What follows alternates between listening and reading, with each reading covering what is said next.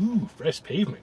Let's do a 0 to 60. Hello, this is Aaron from AaronOnAutos.com, and today we're doing our shaky cam interior review inside a 2017 BMW 5 Series. Specifically, this is the 530i, which has a really great powertrain. Really enjoyed it. Nicely balanced. Well, it's BMW's. It's a driver's car for sure. So I just want to go over the interior a little bit. One of those is over here. So you see you have your seat settings. That right there is actually the massage button. So you push that, and then you have 3 levels of massage you can do, and then you can set those levels on the infotainment screen. Over here you have windows and side mirrors and so forth. Window lock here, and then this button here is the rear window shade. So you use that to put the shade up and down in the rear window. May or may not be able to hear that running in the background. Over there is your trunk release. This is a European car, so apparently Europeans open trunks by pushing, not pulling. Just FYI.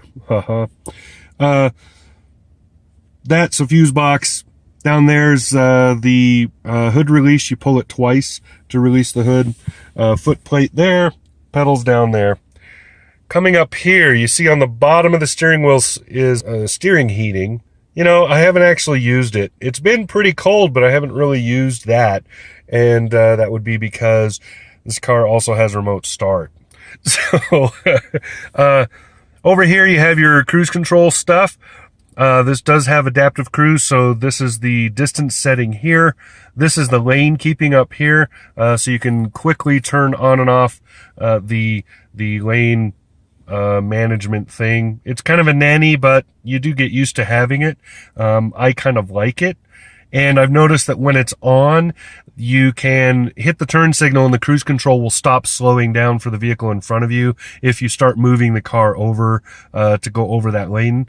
If you turn it off, it will not do that. Just kind of an FYI, interesting little quirk. This has paddle shifting, even though they don't have NASCAR in Europe. Over here we have kind of general controls. You have telematics down here, voice control here, volume here for the radio. This controls things that will pop up in your heads-up display.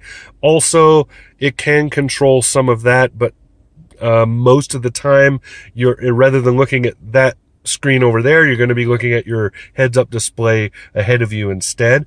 Kind of a cool thing, because that heads-up display is bigger than I've seen in most other vehicles that have it, and just gives a lot of great information and is very clear almost no matter the lighting situation. It's very nice. Over here you have washer wipers and so forth.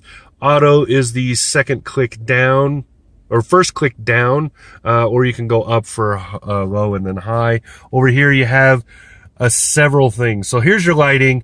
You turn on the automatic high beams here, and the BC here. And then you can push forward and pull back for high beams like you normally would if you don't want the automatic on. And looking at the instruments, over there is the fuel, a few warning lights, speed there. Over here you have a few more warning lights and information lights, so your high beams and whatnot are up there. So if the auto high beams, you can probably just faintly see it. That would turn on right there. Over here is tachometer, kind of general information. Down here is your trip information. This is your mode. There are several modes. I'll show you how to change them, but this is how the instrument cluster changes with those modes. So when you're in comfort mode, which is the default, I should say, it looks like this. When you're in sport mode, it all goes red like that. And when you're in Eco Pro, it goes kind of a blue. Also, if you push the sport twice, you have sport individualized. You can set those settings in the infotainment. So that's the different modes for the adaptive everything. It changes a lot of stuff. I'll explain that in a minute. And down here is how much fuel, how many miles you have for the fuel left, given your current average. Now, I've been averaging about 25 miles a gallon, which is phenomenal. In the 288 miles I put on this car, I have used half a tank almost exactly. That's just amazing. And then I failed to point it out, over here is your water heat for the engine. So that's pretty much that. Then you have stop start, or your start button here. And I've noticed that unlike other BMWs, you don't have to push this twice to shut everything off. You can push it once, and then when you open the door, your audio and everything turns off. Down here is the stop-start system. So if you do not like having the engine shut itself off at lights and stuff, you can push that to turn it on, and there you go. Over here, you have your Dukes lights, and you have your parking radar. This is the infotainment screen. This is the main menu, so you can use the knob to page through what's available. There's a lot of great stuff. My Vehicle is where you change most of the settings I've been talking about. You can see I was wrong on my mileage. I've actually been averaging about almost 28.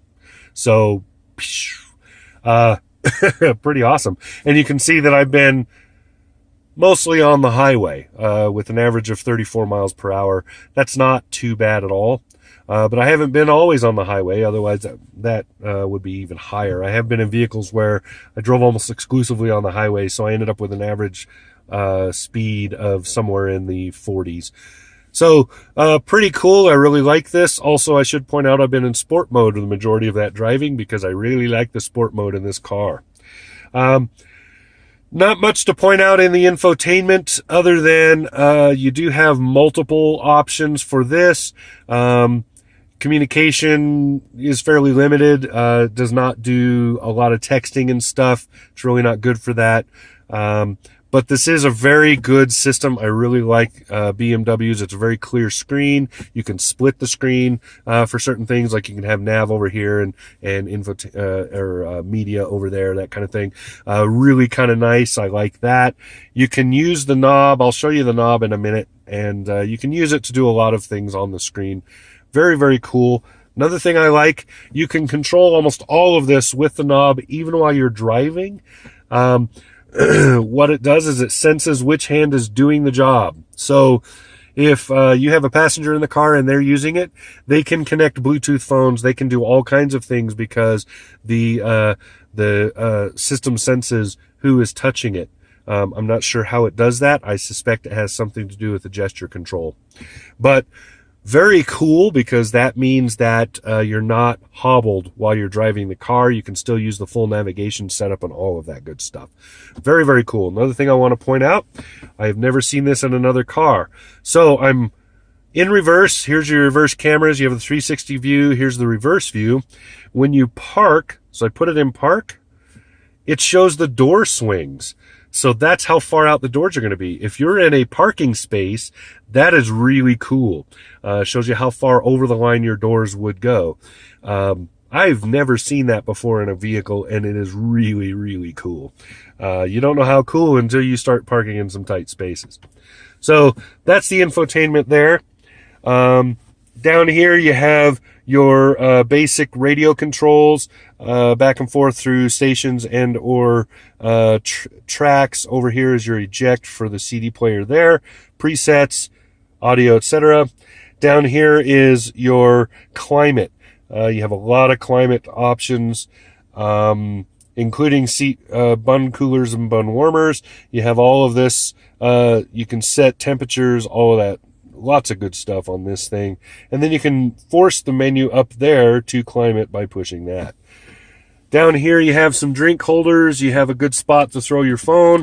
And this of course has a bourgeois cover that's part of has the wood inlay that's in this car, which is beautiful wood.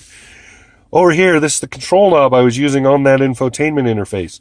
So menu is this button here. You can go to maps and nav here, media and so forth. So, and then back, and then if there are options, you can hit this to use the options. You can push this back and forth, or you can turn it, does the same thing. You have up and down you can push as well. And then in certain applications, such as navigation, you can use the top of this to write like the number you're looking for. So if you're looking for 407, you can just write it in there and it will show up. Really cool. I like BMW's interface. One of the few that uses a command knob that I do like. Shifter here, standard BMW shifter shape, fits in the palm of your hand. Shifting's pretty normal. This is your activation button, back and forth and whatever, and park by pushing that button. Here is traction control. Here's how I was changing the driving modes. So Sport, Comfort, and Eco Pro. Eco, whatever. You push the Sport twice to get the individual Sport. You can get this car equipped with adaptive suspension dampers. Here you have your parking system. So you can turn that on and off right here. And then here you have your cameras. Parking brake here, you can auto it there. And middle cover here. If you keep pressure on one, then only the other one will open. FYI, so if somebody has their arm on it, it will stay open. Pretty good size, has a rubber bottom. There's a plug down there and here. And then I should also point out, which I did not earlier, there is a USB plug right there. That, as far as I know, is all the USB plugs in this car. I have not seen any other ones, although there are a couple of extra 12 volts, and there is a USB plug in the back seat in this console. The back side of it should point that out. Love the seating in this. Very, very good. Really like the interior. Very quiet in this car, and then I like the multi-tones of colors because it just keeps it from being boring. I really do not like monotone interiors, and this is a great looking car. Back seats are very good, except they are good if you have child seats with the latch system.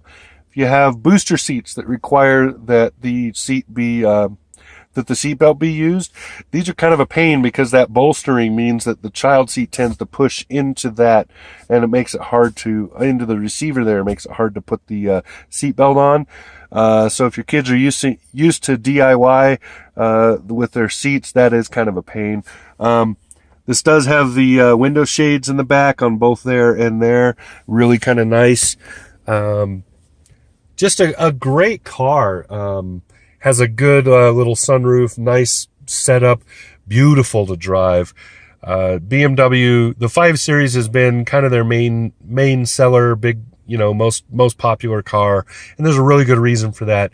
And BMW knows that and keeps up with it. So very good car, really enjoyed it, really like it. So there you go. 2017 BMW. This is the 5 Series, a 530i. And this has been Aaron from AaronOnAutos.com. Talk to you again soon.